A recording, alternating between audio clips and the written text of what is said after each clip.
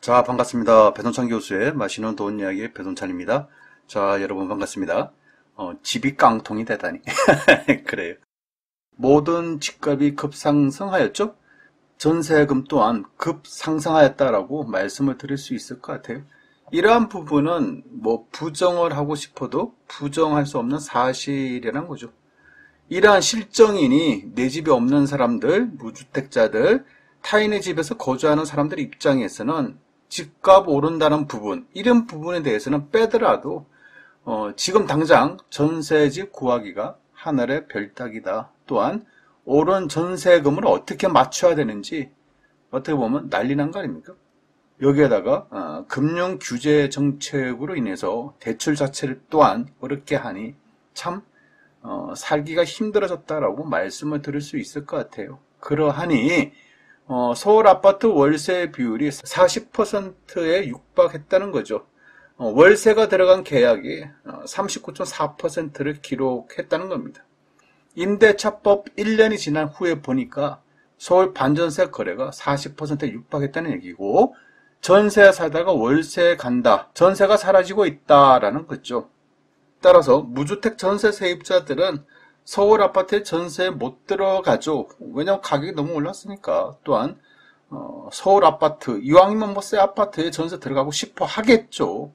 그런데 전세금이 너무 많이 올라서 못 들어간다는 얘기예요. 따라서 서울 아파트 쪽에 전세를 못 들어가고 그 대신 서울의 빌라 쪽으로 전세 수요가 옮겨가는 현상이 일어나겠죠. 통계청 자료에 의하면요, 서울의 일반 가구 거처는 아파트의 43%가 이처럼 거주한다는 겁니다. 그러면 바로 위에 있는 전국 아파트 거주는 51.5%이죠. 그만큼 서울은 아파트가 부족하다라고 이렇게 역설적으로 말씀드릴 수 있다는 거죠. 즉 서울 아파트 부족 현상으로 서민 무주택자들은 전세나 월세로 다세대 주택, 즉 빌라에 무려 18%나 거주하고 있다는 거예요. 이러한 세입자들이 속칭 깡통 빌라에 들어갈 가능성이 증가되었다라고 말씀드릴 수 있을 것 같은데요.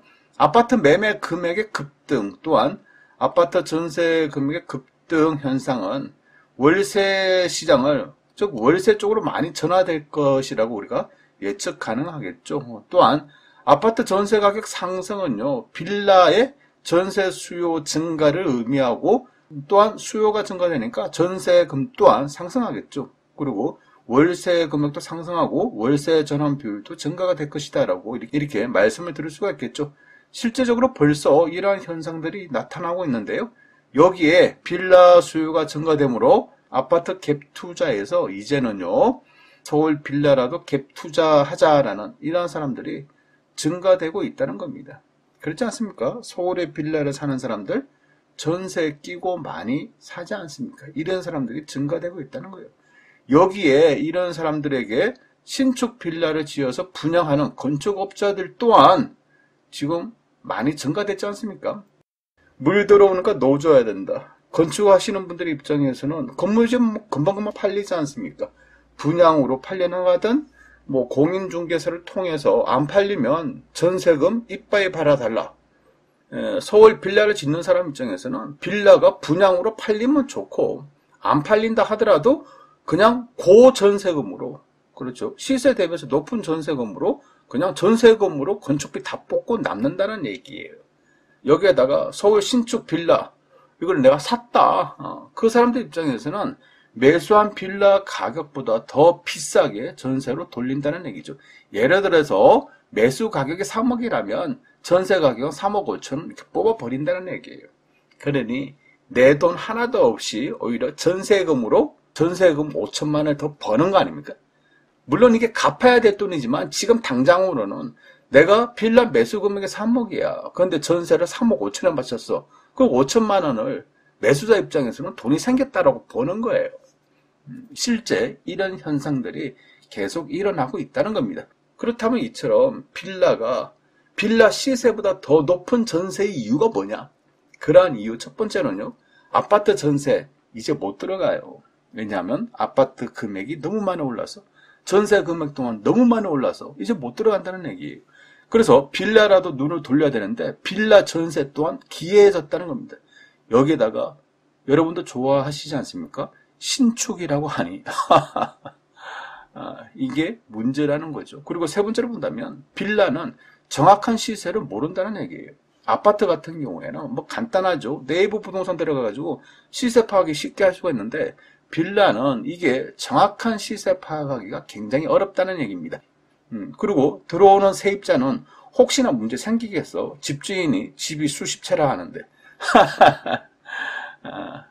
이게 문제라는 거죠. 즉 혹시나 문제 생기겠어? 라는 이런 엉뚱한 신뢰를 가진다는 겁니다. 뭐에? 빌라에.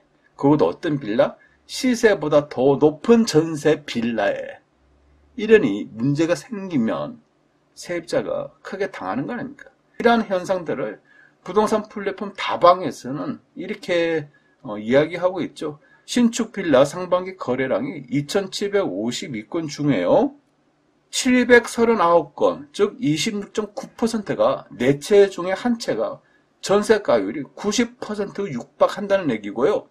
또한 544건은 19.8%는 전세가율이 무려 100%에 육박한다는 겁니다. 어떤 경우는 전세 금액이 매매 금액보다 더 높은 경우다라고 말씀을 드릴 수가 있다는 겁니다. 그러니 여러분 조심하셔야 된다는 얘기예요. 지금처럼 부동산 경기가 막 좋을 때는 누구나 다 오른다, 사두면 오른다. 이건 뭐 모르는 사람 누가 있겠어요. 근데 떨어지는 순간에는 그 모든 사람들이 다 쓰러지는 겁니다. 지금처럼 부동산 경기가 좋고 빌라 경기가 좋은데도 빌라 수십 채, 수백 채 가진 사람들이 무너지기 시작했다는 거 아닙니까? 그럼 왜 무너졌겠어요? 세입자가 전세금 돌려달라니까 전세금을 돌려주지 못하는 상황들이 발생되니까 무너지는 거 아니겠습니까? 이러니 문제가 된다는 거겠죠. 그런데 문제는요, 이러한 모든 책임이, 즉 전세집이 문제가 생길 경우 이러한 모든 책임은 누구한테 있다? 가난한 전세 세입자한테 모든 책임이 있다는 거예요. 이 부분이 문제가 된다는 거죠. 즉 현재로서 4집 중에 한 집이 전세금 문제가 생겼다는 거예요. 25%가 지금 폭탄을 떠안고 있다라고 말씀드릴 수가 있다는 겁니다. 여기에 더 큰 문제는 부동산 경기가 좋을 때 이런 지경인데요. 만약 부동산 경기가 하락할 경우 어떻게 될까요? 또한 전세금이 하락할 경우, 그렇죠? 전세금이 폭락할 경우에 어떻게 하냐는 거예요. 갭 투자를 했는데 세입자한테 돌려줄 돈이 없어. 이럴 경우에는 한꺼번에 망해버린다라고 봐야 되겠죠. 전세금이 하락할 경우에는 갭 투자를 한 사람이나 갭 투자 한 집에 들어간 세입자들까지 모두 다 난리가 난다라고 봐야 되겠죠. 따라서 서울이나 수도권, 지방 대도시에 빌라 전세에 들어갈 세입자분들은요, 더더욱 조심하셔야 된다는 얘기입니다. 집주인이 집이 여러 채 가지고 있다. 이제 이런 말이 더 무서운 세상이 됐다라고 말씀을 드릴 수가 있다는 거죠. 이상까지 배종찬 교수의 맛있는 도움 이야기였습니다. 감사합니다.